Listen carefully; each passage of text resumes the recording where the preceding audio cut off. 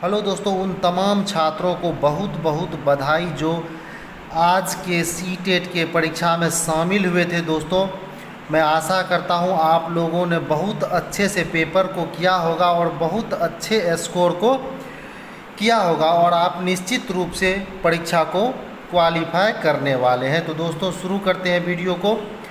सर्वप्रथम हम लोग सीडीपी को हल करते हैं। सीडीपी में जो इस सेट का पहला प्रश्न है वो है, लेव वाइगोत्स्की के अनुसार बच्चे के संकल्पनात्मक योग्यताओं के विकास में महत्वपूर्ण भूमिका निभाता है। इसका सही उत्तर हो जाएगा सहकर्मी सहयोग।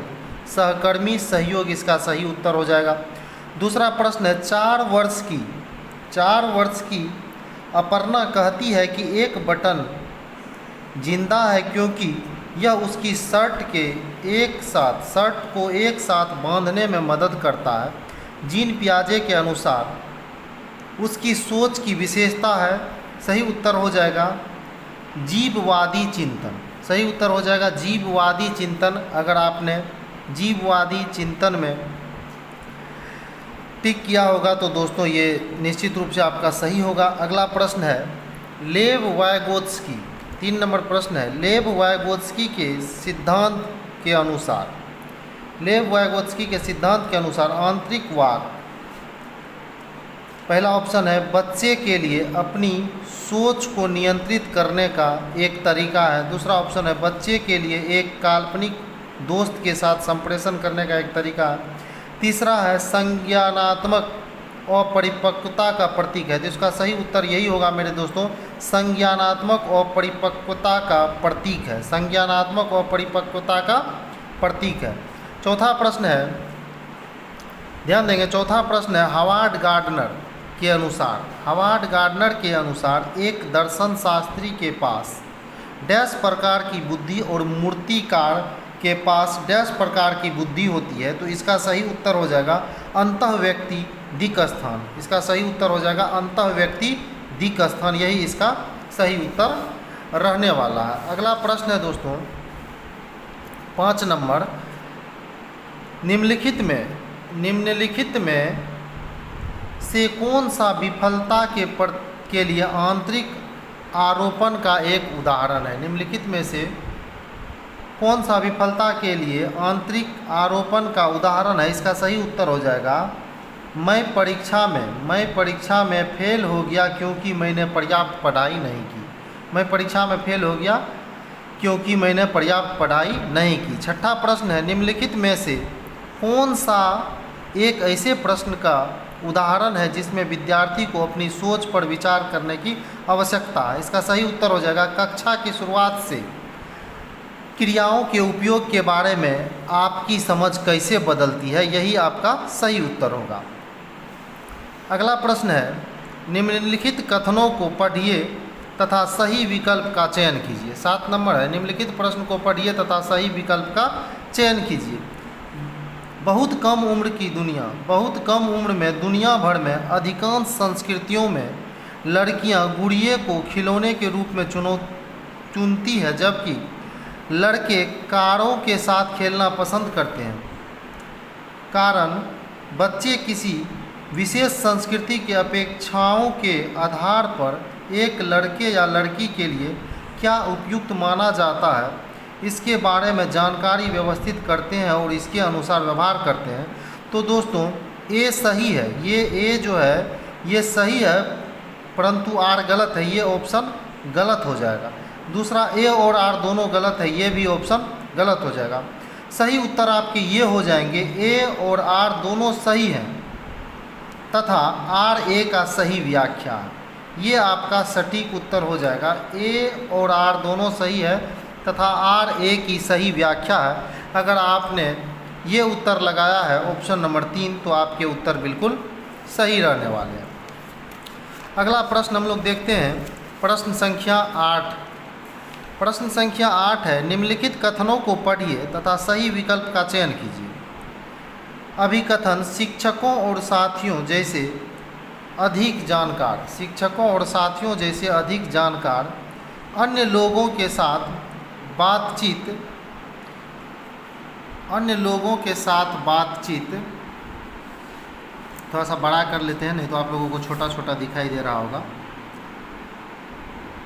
अन्य लोगों के साथ बातचीत शिक्षार्थियों को उनकी समझ और कौशल विकसित करने में मदद करने के लिए आवश्यक समर्थन और मार्गदर्शन प्रदान कर सकती है। कारण सामाजिक संपर्क सीखने और विकास का एक प्रमुख घटक है। इसका सही उत्तर हो जाएगा ए और आर दोनों सही है। ए और आर दोनों सही है तथा आर ए की सही व्याख्या है। अगला प्रश्न है लेव वाइगोत्स्की के अनुसार भाषा विकास संज्ञानात्मक विकास को सुगम बनाता है। तो दोस्तों यही ऑप्शन आपका सही हो जाएगा, भाषा विकास संज्ञानात्मक विकास को सुगम बनाता है। अगला प्रश्न है लोरेंस कोहलबर्ग के नैतिक तर्क के किस स्तर पर बच्चे आमतौर पर मानते हैं कि लोगों को समाज की अपेक्षाओं पर खरा उतरना चाहिए और अच्छे तरीके से व्यवहार करना चाहिए। तो इसका सही उत्तर हो जाएगा पारंपरिक स्तर। कौन सा हो जाएगा सही उत्तर मेरे दोस्तों? पारंपरिक स्तर। अगला प्रश्न देखते हैं, प्रश्न संख्या 11। प्रश्न संख्या 11 में कहा गया है बच्चे में समस्या समाधान कौशल को बढ़ाने के लिए निम्नलिखित में से कौन सा प्रभावी तरीका? तो इसका सही उत्तर हो जाएगा उन्हें बुद्धि मंथन करने और सहज अनुमान लगाने के अवसर देना। यही आपका सही उत्तर हो जाएगा। 12 नंबर प्रश्न देखते हैं, अनुभवात्मक अधिगम किस पर बल देता है? तो अनुभवात्मक अधिगम आलोचनात्मक प्रतिबिंबन के महत्व पर बल देता है। तो सही उत्तर आपका यही हो जाएगा, आलोचनात्मक प्रतिबिंबन। अगला प्रश्न है निम्नलिखित कथनों को पढ़िए तथा सही विकल्प का चयन कीजिए। शिक्षक को सार्थक वातावरण बनाना चाहिए जिसमें सभी बच्चे की सक्रिय भागीदारी और संलग्नता हो। ठीक है, सभी बच्चे आंतरिक रूप से सीखने के लिए प्रेरित होते हैं और सीखने में सक्षम होते हैं। तो इसका सही उत्तर हो जाएगा ए और आर दोनों सही है। ए और आर दोनों सही है तथा आर ए का सही व्याख्या है। ए और आर दोनों सही है तथा आर ए की सही व्याख्या है। तो इसका ऑप्शन नंबर 3 सही हो जाएगा। अगला प्रश्न है निम्नलिखित में से कौन सी प्रक्रिया अधिगम के दौरान योगदान नहीं देता है? ध्यान देंगे यहाँ योगदान नहीं देता है। तो इसका सही उत्तर हो जाएगा गैर प्रसंगीकरण। सही उत्तर हो जाएगा गैर प्रसंगीकरण। अगर आपने ये ऑप्शन लगाया होगा तो आपके उत्तर बिल्कुल सही होंगे, गैर प्रसंगीकरण। अगला प्रश्न देखते हैं 15 नंबर। फटाफट हम लोग सारे प्रश्नों का एनालिसिस करेंगे और एकदम सटीक उत्तर आपके पास तक मैं पहुंचा रहा हूं दोस्तों, आप अपना मिलान कर लें। अगला प्रश्न है निम्नलिखित में से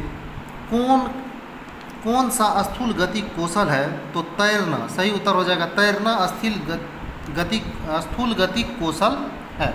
अगला प्रश्न है भौतिक वृद्धि और विकास के डैश और डैश सिद्धांतों का पालन करते हैं। तो इसका सही उत्तर हो जाएगा शीर्षगामी समीपस्थ से। ठीक है, शीर्षगामी समीपस्थ, यही आपका सही उत्तर रहने वाला है। अगला प्रश्न है 17 नंबर। प्रारंभिक बाल्यावस्था में वृद्धि डैश और सोच डैश है जबकि मध्य बाल्यावस्था में वृद्धि डैश और सोच डैश है। इसका सही उत्तर ऑप्शन नंबर 3 हो जाएगा स्थिर है कुछ हद तक आत्म केंद्रित धीमी तार्किक, यही आपका सही उत्तर होगा। अगला प्रश्न है जीन पियाजे के अनुसार पूर्व संक्रियात्मक चिंतन की मुख्य विशेषताओं में से एक डैश है जो किसी स्थिति के एक पहलू पर ध्यान केंद्रित करने और दूसरे की उपेक्षा करने की प्रवृत्ति को संदर्भित करता है। इसका सही उत्तर हो जाएगा केंद्रीयन। क्या हो जाएगा सही उत्तर? केंद्रीयन सही उत्तर हो जाएगा। अगला प्रश्न है अधिगम के लिए आकलन का मुख्य लक्ष्य क्या है? अधिगम के लिए आकलन का मुख्य लक्ष्य क्या है? तो इसका सही उत्तर हो जाएगा विद्यार्थियों को प्रतिपुष्टि प्रदान करना, जिसका उपयोग उनके अधिगम में सुधार के लिए किया जा सकता है। अगला प्रश्न है 20 नंबर, किस आयु में बच्चे शब्दों के खेल में शामिल हो सकते हैं और ऐसे चुटकुले और पहेलियों को पसंद कर सकते हैं जिसमें शब्दों का खेल शामिल हो? तो सही उत्तर हो जाएगा 7 वर्ष की आयु में। अगला प्रश्न है केरोल गिलिगन ने कोहलवर के नैतिक विकास के सिद्धांत की आलोचना की है। सही उत्तर हो जाएगा नारीवादी दृष्टिकोण से। किससे की है? तो नारीवादी दृष्टिकोण से। अगला प्रश्न, शेषवावस्था में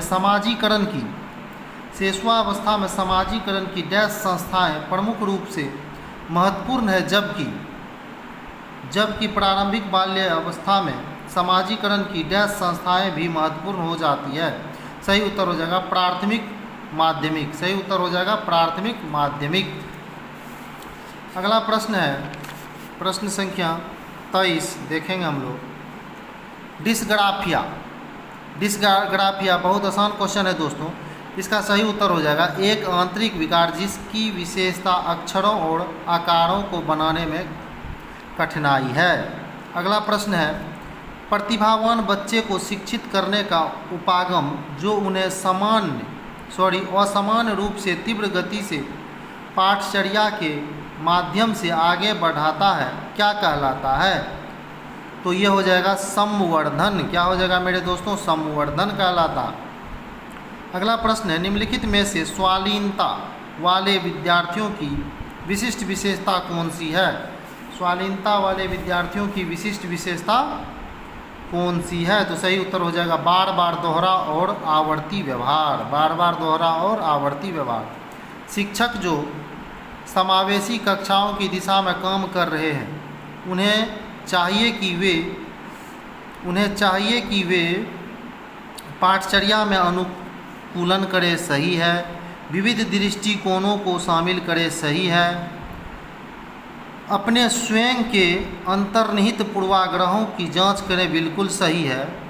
तो 1, 2 और 3 ये ऑप्शन सही हो जाएंगे, अर्थात इसका उत्तर हो जाएगा ऑप्शन नंबर 3।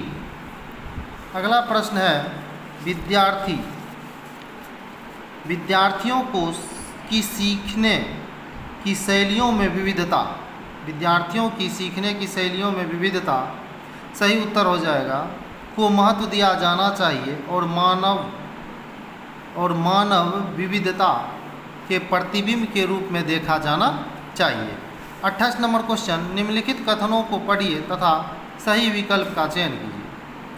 कथन दिया गया है, शिक्षार्थियों के बीच समालोचनात्मक चिंतन को सुगम बनाने के लिए शिक्षकों को उन्हें विविध परिस्थितियों और विभिन्न दृष्टिकोण से अवगत करना चाहिए। कारण है, जब विद्यार्थी विविध मतभेदों के बीच बातचीत में संलग्न होते हैं तो वे समालोचनात्मक और रचनात्मक रूप से सोचने की अपनी क्षमताओं को सीखते हैं और समृद्ध करते हैं। सही उत्तर हो जाएगा ए और आर दोनों सही है तथा आर ए का सही व्याख्या है, तो ऑप्शन नंबर 3 सही है। 29 नंबर प्रश्न देखते हैं, निम्नलिखित में से अधिगम का प्राथमिक लक्ष्य कौन सा है? अधिगम का प्राथमिक लक्ष्य, तो सही उत्तर हो जाएगा समालोचनात्मक चिंतन का विकास। अगला प्रश्न है, बच्चे सबसे प्रभावी ढंग से तब सीखते हैं यदि कोई अवधारणा, सही उत्तर हो जाएगा सामान्य से विशिष्ट की ओर बढ़ती है। तो दोस्तों अभी हम लोगों ने मात्र 15 मिनट के वीडियो में सीडीपी के सारे प्रश्न का सटीक और सही उत्तर देखा। तो दोस्तों इसी प्रकार से ईवीएस के भी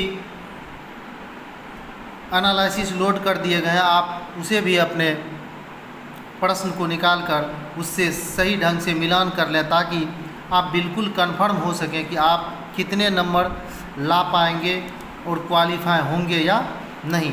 तो निश्चित रूप से आप लोग दोस्तों क्वालिफाई होंगे। मेरे तरफ से एक बार फिर आप लोगों को बहुत बहुत बधाई, शुभकामनाएं। तो ये था सीडीपी का 30 क्वेश्चन का सटीक और सही उत्तर। तो दोस्तों अभी तक आप लोगों ने मिलान कर लिया होगा। अगले वीडियो में अगले सब्जेक्ट का एनालिसिस लेकर मैं उपस्थित होऊंगा। तो दोस्तों वीडियो देखने के लिए बहुत बहुत धन्यवाद।